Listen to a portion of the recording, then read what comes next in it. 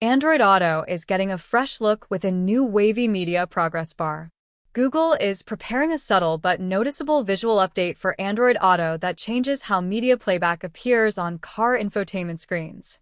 Instead of the familiar straight progress line used for music and podcasts, Android Auto will soon feature a new Wavy, animated progress bar, giving the interface a more modern and expressive look. Counterclockwise arrows button. What exactly is changing? At present, Android Auto displays a simple flat line to indicate media playback progress.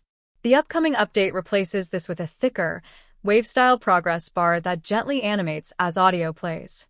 The design aligns with Google's newer visual approach seen across recent Android updates, focusing on smoother motion and more expressive UI elements.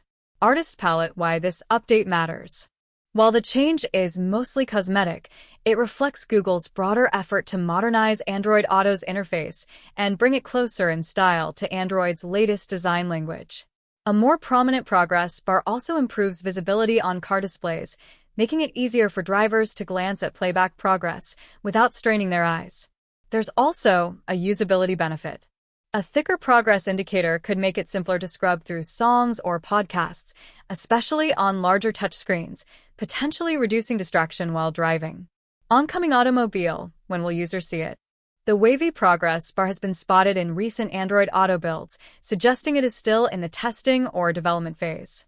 It has not yet rolled out widely, and Google has not confirmed an official release timeline. As with many Android Auto changes, the update is expected to arrive gradually through future app updates. Although it's a small visual tweak, this update signals Google's continued focus on refining the in-car experience, proving that even minor interface changes can make everyday driving feel a bit more polished and intuitive.